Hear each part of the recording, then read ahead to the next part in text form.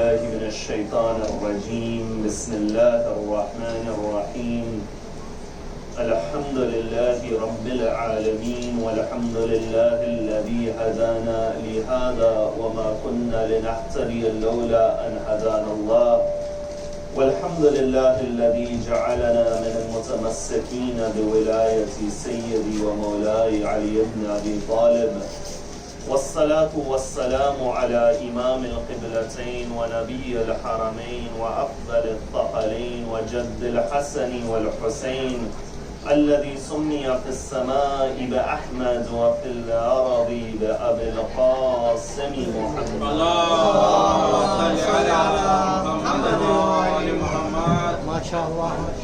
وعلى أهل بيته الطيبين الطاهرين المعصومين الصادقين والذين ذهب الله عنهم الرجس وطهرهم تطهيرا. اللهم صل على محمد وآل محمد.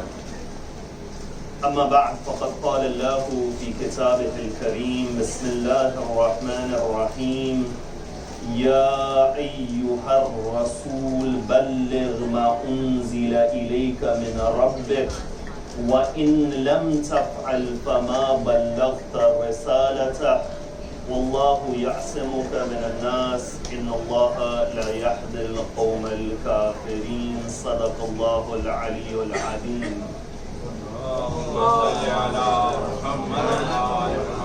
For the love of Ahlul Bayt alayhim as-salam, sallu ala Muhammad wa ali Muhammad.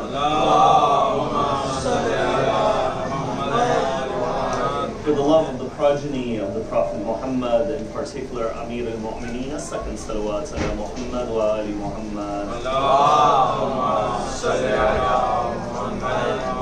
For the hastening of the reappearance of the master of our time, Allah order salawat ala Muhammad.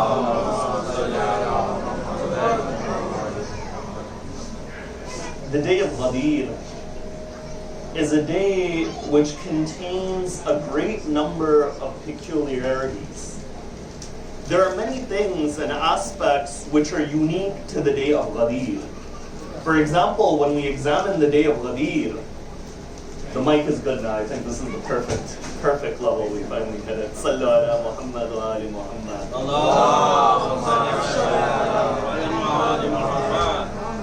Now the lecture actually begins. But yeah, so I was saying there's many qualities about the day of Ghadeer which are unique in the life of the Prophet Muhammad sallallahu alayhi wa sallam. For example, the location where the Prophet made this announcement, never was there an announcement made at that spot before or after the day of Ghadeer. When you look at the length of the sermon, that Rasulullah gives a 2.5-hour sermon, never did the Prophet give a sermon as long before or after the day of Ghadeer. When you look at the crowd in front of Rasulullah, you see, Rasulullah in his life, he only went upon one Hajj. And there came a point that when they were returning from Hajj, Ghadeer was that station, that oasis in the desert. It was that final common spot before everyone went on their own different directions. In other words, when Rasulullah is going upon the only Hajj within his life, naturally a large amount of Muslims will want to go with the Prophet of God. And as they get to that spot of Ghadeer, that final station before everyone goes in different directions, Rasulullah, he gives a sermon which either 40,000 were in front of him, or 70,000 were in front of him, or 80,000, or 100,000, or 120,000 individuals in front of Rasulullah. You find that never did the Prophet Muhammad have such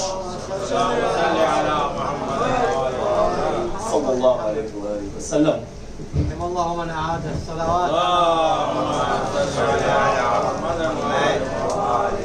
Never did the Prophet Muhammad have a crowd as large as he did upon the day of Ghadeer.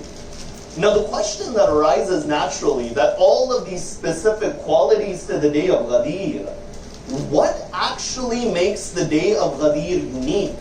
Because the day of Ghadeer was not the only day where Rasulullah announced the succession of Amir al-Mu'mineen. It can be argued that from the beginning of the advent of Islam, Rasulullah has been announcing this. Rasulullah, the moment the verse it came down, وَأَنذِرْ عَشِيرَتَكَ الْأَقْرَبِينَ, warn your kinfolks, that when Rasulullah began to spread his message, he didn't just go to the people. The Quran said, no, first you preach to your family and then you preach to other individuals. And you find in this way, the Quran, it gave a lesson that before a message, it goes out towards other people. Before you begin telling people at your mosque or your friends, start with your family. Because if your family isn't going to listen to you, then others aren't going to listen to you either. So the Quran, the moment it said, go and warn your family members, O Rasulullah, he holds a gathering. And within that gathering, the key function that he did were two. The first is that he announced his prophethood openly. But the second thing he said is that which amongst you will be my supporter and will be my wazir. A wazir, a minister, is the second in charge of a state. That from the beginning of Islam, Rasulullah made the announcement that which amongst you will be my wazir. That within that gathering, Amir al-Mu'mineen would stand up time and time again, and you find Rasulullah would say that huwa waziri ba'di, that he is my minister after me. So if Rasulullah on that day, he says Ali is my wazir. And on separate occasions, for example, when he leaves for the Battle of Tabuk, and he is leaving behind Ali bin Abi Talib in charge of Medina. Because Rasulullah never left Medina without there being anyone in charge. It begs the question that if he never leaves Medina without leaving somebody in charge, how can he leave this world without doing the same? But when Rasulullah, he leaves Medina, he says, Ya Ali, anta minni bimanzilati Haruna min Musa illa la'annahu nabiyya ba'di. That, oh Ali, you are to me as Harun was to Musa, except for there will be no prophet that comes after me. So Rasulullah is mentioning this. So what is it that upon the day of Ghadeer that is different within this announcement from the rest of these different announcements Rasulullah made? The first quality which makes the day of Ghadeer different is that over here now the hujjat and the proof is upon the people. In other words, at that time the message of Islam may not have had all of its details revealed because it was the early time period. But now Allah is saying that everything you need for the religion we have placed in front of you. And Allah, He reveals the verse, Al-Yawma akmaltu lakum deenakum wa atmamtu alaykum ni'mati. That now upon this day your deen is complete. And my blessings upon you, they have been perfected.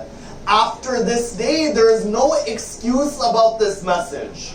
Before the deen was completed, yes, maybe you had excuses. But now at that moment, there are no excuses about the message that I'm making.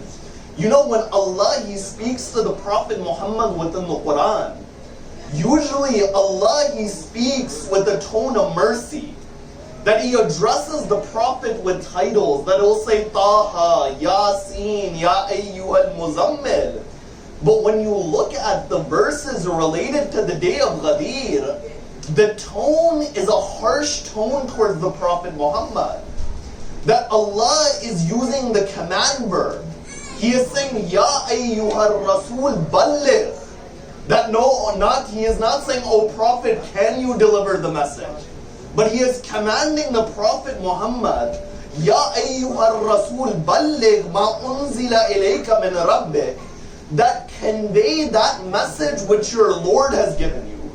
But if this isn't strange enough, then after this, Allah does something that He doesn't do anywhere else within the Quran. And you know what that thing is?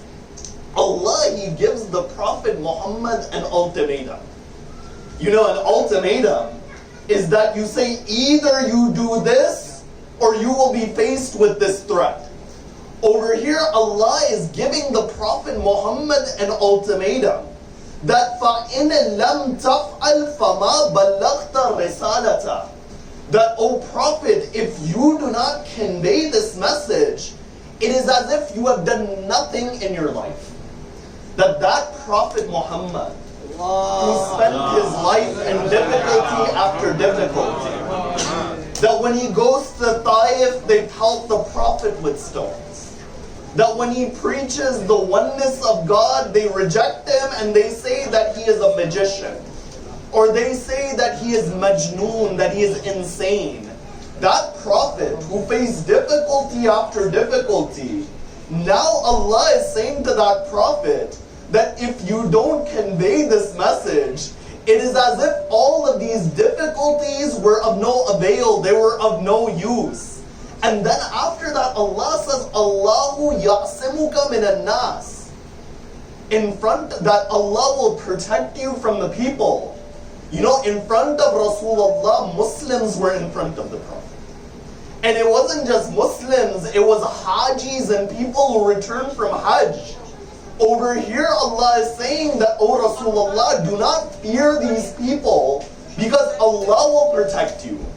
You know, in the other verse, which is related to the day of Ghadeer, the verse that says, Al-Yawma akmaltu lakum dinakum, that we have completed your religion. Usually people, they don't recite that entire verse. This isn't what the full verse is. The verse, this portion, it begins by saying, Al-Yawma ya'isa alladhina kafaru min dinikum, fala takhshawhum wakhshawni. Al-Yawma akmaltu lakum dinakum wa atmamtu alaykum ni'mati. The first portion of this verse, it says that today the disbelievers are despairing. They have no more hope. So do not fear them, fear me.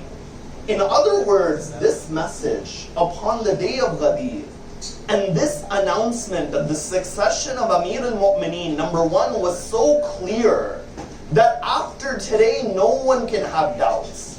But number two, this message is so important that if it was not for the imamat of Ali ibn Abi Talib, if it was not for the successorship of Amir al-Mu'mineen, then it is as if the entire fabric and the foundation of Islam would fall apart because there is none to protect it. And this is why when you look in the narrations, you find the day known as Eid-e-Ghadeer has been given a position that no other Eid has been given. For example, Rasulullah is reported to have said, Huwa Eidullah al-Akbar, that it is the greatest of Allah's Eid. Another tradition will say that Inna Yawma Ghadeer Khummin Afdalul A'yad fi Ummati, that the day of Ghadeer al-Khum is the greatest Eid in my nation. Or no, there's another tradition which comes from Imam Ali ibn Musa Rida alayhi salam.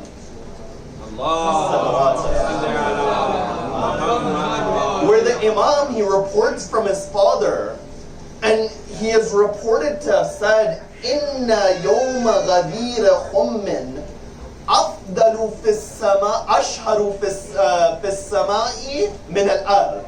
That the day of Ghadeer al-Khum is more well known in the heavens than upon the earth. So the question is that what is special about this day of Eid? In Shahr Ramadan, you fast for 30 days, you work hard, and then you have a day of Eid. When it comes to Eid al-Adha, Hajj isn't easy. After one Hajj, your feet are done after that. And after all of these efforts, then you say it is a day of Eid. But over here, you're not making that type of effort, and it is the greatest of Eid. You see, the philosophy of Eid. The word Eid comes from the word Ada Ya'udu. And the word Ada Ya'udu in the Arabic language means to return towards your Creator. That the day of Eid is the day of return. And when do you return? You return after you have completed something. In Eid al-Fitr, that Eid after Shahr Ramadan, after the month of Ramadan is finished, and you've gone through the process of purifying yourself by fasting, through worship, through ibadah, then it is a day of celebration, it is a day of return towards Allah after after you've completed the month of Shahr Ramadan. On Eid al-Adha, after you have finished Hajj and you have worshipped God and you purified yourself, now it is a celebration because you return towards your Creator. But now Eid al-Ghadeer has been called the greatest of Eids. One Eid is on the completion of Ramadan. Another Eid is on the completion of Hajj. I say that if Eid al-Ghadeer is the greatest of Eids, then that which is completed on the day of Ghadeer must be greater than the month of Ramadan. It must be greater than the act of Hajj itself. And that which is completed on the day of Ghadeer, al-yawma akmaltu lakum dinakum. That upon this day, the entire religion of Islam is complete. In other words, now you celebrate the completion of the religion. And in the way Ramadan is ibadat and Hajj is ibadat, the wilayah of Ali ibn Abi Talib is the greatest of ibadah. Because the wilayah of Ali ibn Abi Talib is completing the greatest of entities, and the greatest of entities which is completed is Islam itself. So you find on this day, Rasulullah, he announces that succession of Amir al-Mu'mineen. But you know, when Rasulullah, he gets the pond, that area of Ghadeer, it is stated that the Prophet, he commands the people that gather the saddles of your camel and stack all of those saddles. I will stand on top of it and I'll give an announcement. You know, in that time period, it was very common to give sermons while you're in travel.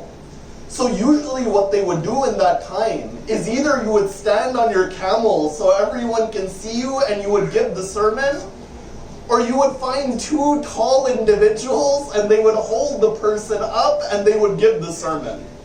But over here, Rasulullah, he doesn't do that. Rasulullah, he says that gather all of your saddles and I'll stand on top of your saddles. The question is that what was the philosophy of the Prophet doing this? You know, if I told Ali that stand at the door and take everybody's car keys and make sure that you don't give their car keys back until I'm done with my lecture, you know, what will that do? That'll force every individual to listen towards you. Towards me. It'll make sure that they don't leave without listening towards me. You know, in those days, you can't travel without the saddle upon your camel. So Rasulullah asked certain personalities whom he knew had a tendency to ignore him, that give me your saddles, I'll stack them over here, and I'll stand, and then I will make that announcement. And the famous line within that announcement is فَمَنْ كُنْتُ مَوْلَى فَهَذَا عَلِيٌّ مَوْلَى or فَعَلِيٌّ مَوْلَى. Two versions. It says, whoever's master I am, Ali is their master, or this Ali is their master. One has more emphasis than the other. Now the question is, and this is the age-old debate, that what did the Prophet Muhammad mean by this statement?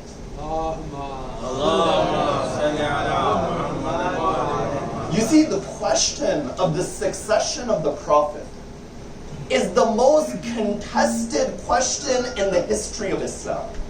You know, there was a famous scholar by the name of Ash-Sharistani, and he wrote a famous early book, which was about 2-3 centuries after the death of the Prophet, called Kitab al-Milal wal-Nihal. And within this book, he examined the different groups, the different sects, ideas which came forth within the Muslim world. Ash-Sharistani would say that أكبر الخلاف في أمة رسول الله خلاف الإمامة.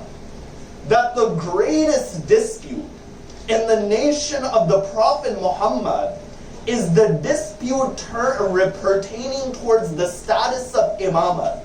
That what does it mean to succeed the Prophet Muhammad? And over here in this hadith, even though Hadith al-Ghadeer is just one tradition, we have many other traditions. The question of debate within this tradition, it's centered around what does the word Mawla mean when the Prophet Muhammad said, whoever's Mawla I am, Ali is his Mawla? You see, within the Arabic language, there are 30 to 40 different meanings which are given to the term Mawla. And when you look within the works of Hadith, and you examine the different historical sources, you find that they have said that 10 of these meanings can apply to the sermon.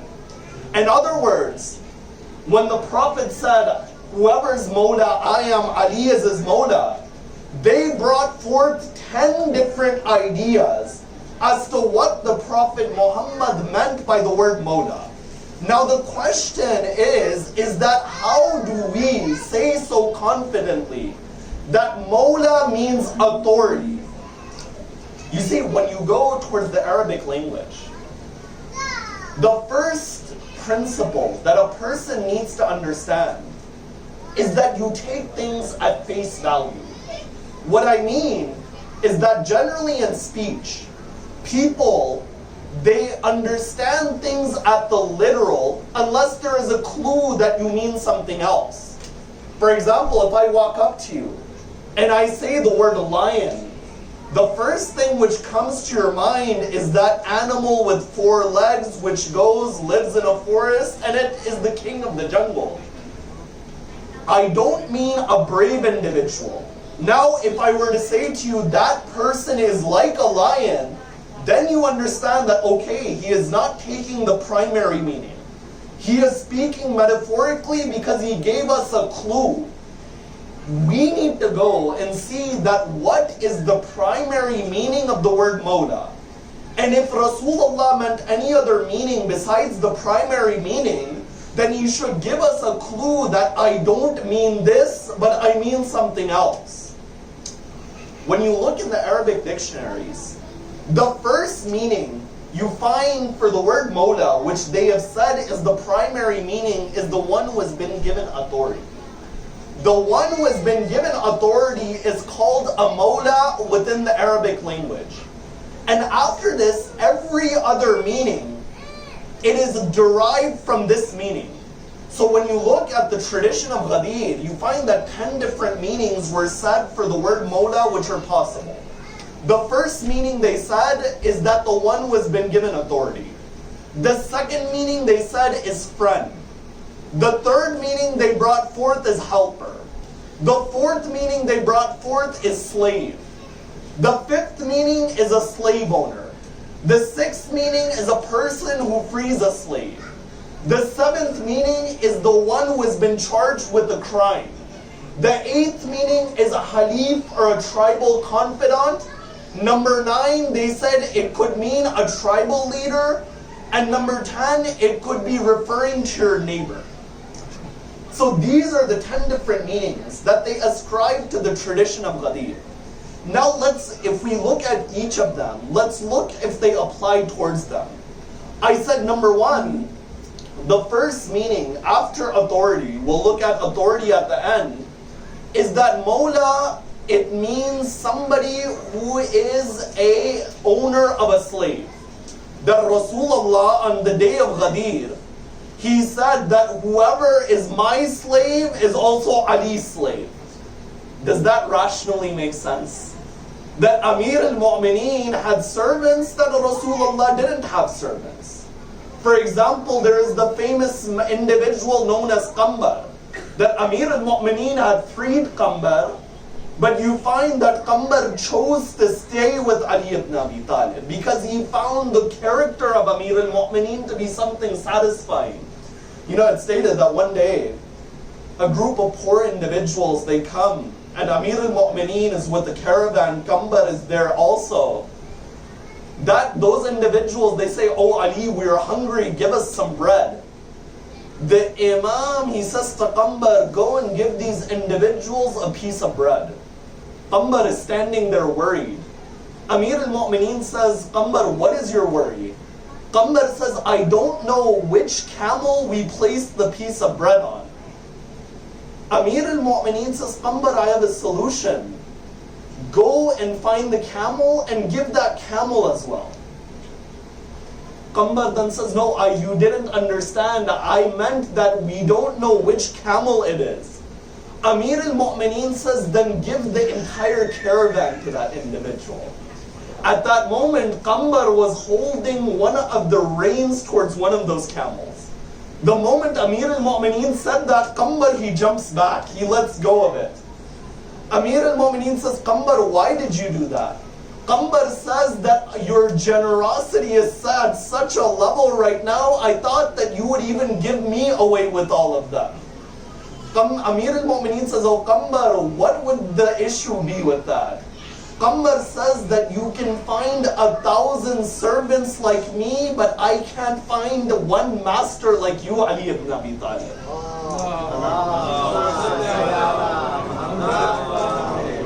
So, Nara Takbir. Allahu Akbar. Nara Takbir. Allahu Akbar. Nara Hadri. Ya Ali. Nara Hadri. Ya Ali. So one potential meaning, a Mawla, slave owner, doesn't apply over here because the servants of Ali were different from the servants of Rasulullah. The other meaning, they said that it means slave. Was the Prophet Muhammad a slave for him to say that I am a slave, therefore Ali is a slave as well? No, this meaning doesn't apply.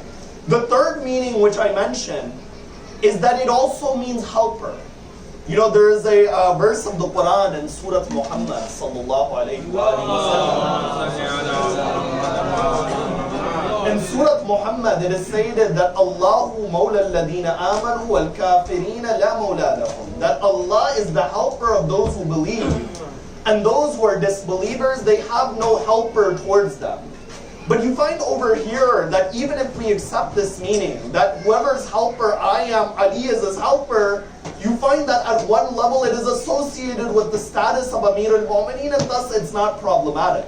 But as you go through these different opinions and you reject them one by one, the question is that how do we know that authority is meant over here? The first way we know that authority is meant over here is that the primary meaning of Mawla is authority. There is a verse of the Quran in Surah Al-Hadid. It speaks about the disbelievers being placed in the fire of hell on the Day of Judgment. And when they're placed in the fire of hell, the verse, it says, Ma'awakumun nar. Their resting place is going to be the fire. Hiya mawlahum. That the fire is their mawla. That in other words, the fire has authority over them. So you find this is one answer. The second answer is that when Rasulullah, he said his sermon, the statement within the sermon, it is faman kuntu mawla, not man kuntu mawla. Faman kuntu mawla is different from man kuntu mawla. And what is the difference? This letter fa in the Arabic language is a conjunction. You know, if I came on this pulpit and I began this lecture, and when I began this lecture, the first words I said were, and on the day of Ghadeer. Many people would say that either he said something before that or he doesn't know the English language. Because the word and in the English language is a conjunction. You do not begin a speech by using the word and. Either there was something before it or you don't know the language itself.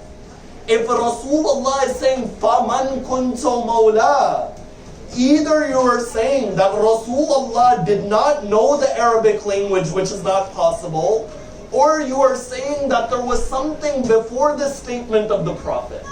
And when you look at what the Prophet said before this, he said that أَلَسْتُ أَوْلَى بِكُم مِّنْ أَنفُسِكُم, that do I not have more authority over you than you have over yourselves? You know, this is based off the ayat of the Quran which says النَّبِيُّ أَوْلَى بِالْمُؤْمِنِينَ مِنْ أَنفُسِهِمْ, that the Prophet has more authority over the believers than their own selves, than their own souls.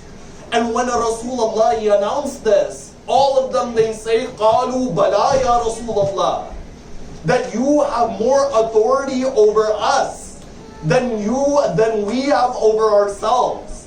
After that, Rasulullah, he makes a dua. He says, Allahumma wali man wala, wa adi man ada, wansur man nasara, wakhdul man khadala. That, oh Allah, support the one who supports Ali bin Abi Talib, and befriend the one who befriends Ali bin Abi Talib, and be the enemy of the one who is the enemy of Ali bin Abi Talib, and disgrace the one who tries to disgrace Ali bin Abi Talib. After all of this context, he says, whoever's master I am, Ali is his master. You see, there was an entire context to that situation. But he says, فَمَنْ كُنْتُ مَوْلَى فَهَذَا عَلِيٌّ مَوْلَى. Another point that comes up is that in the Arabic language, there are different types of conjunctions. Sometimes the letter waw is used as a conjunction. And sometimes the letter fa is used as a conjunction. What is the difference between the letter waw and the letter fa? The letter waw symbolizes that yes, after me, Ali will come, and whoever's master I am, Ali is his master. But when you use the letter fa emphasizes that with urgency, that quickly hold on to this individual, that in the way I am all of your master. If you want this authority to continue, then hold on to the wilayah of Ali bin Abi Talib. Because there is none within my ummah who is like Ali bin Abi Talib. This Ali is to me like Harun was to Musa, except for there will be no prophet after me. You know, when Rasulullah he says this, even this statement itself is proof to the successorship of Rasulullah. Why? Because it contains an exception. You know, if the Prophet said that Ali is to me like Harun was to Musa, then one could say that, okay, there are certain things that were similar between Harun and Musa. Some of those things are also between Ali and Rasulullah. But over here, the Prophet didn't say that. He said all of those qualities except for prophethood, which were between Moses and Aaron, all of those qualities are within Ali bin Abi Talib except for prophethood. So you find that Rasulullah, he mentions all of this. But the key takeaway is that if Rasulullah announced the successorship of Amir al-Mu'mineen and the imamat of Amir al-Mu'mineen, the question that we need to reflect upon is that have we understood Ali ibn Abi Talib? You know, oftentimes our relationship with Amir al-Mu'mineen is that we end the discussion at trying to prove to others that he is the imam, that he is the successorship of Rasulullah. If you ask them about the hadiths related to imamat, they'll give you a long list of hadith. That he said he is my wazir, my successor, all of that. But if you say to them, what are those hadith of Ali which explain his teachings, many they won't be able to reply. You know, this example is like that individual who is selling a product. You know, a person who is selling perfume or some sort of fragrance. That individual will say that, look, this fragrance is like this, and he'll advertise that fragrance. But that individual never bathes in that fragrance himself, that he doesn't put it upon himself. Oftentimes our relationship with Amir al-Mu'mineen is that we try to tell others that he is the imam to the extent that we don't realize the value of Ali ibn Abi Talib. That if we understood who Amir al-Mu'mineen was and the wilayah of Amir al-Mu'mineen, then as the ziyarah of Amir al-Mu'mineen, ziyarat Aminullah, it says, As-salamu alayka ya nur Allah fi dhulumat al-ard. We could recognize him as the light of God upon the darkness of this earth. That wherever there is darkness, wherever there is misery, confusion, hardship, we would see that there is one light who is the solution to that problem. There is one light to give you understanding towards that problem. And that light is the one that emanates from the land of Najaf al-Ashraf. That light is none other than Amir al-Mu'mineen, Ali ibn Abi Talib. We're approaching the time of Salah.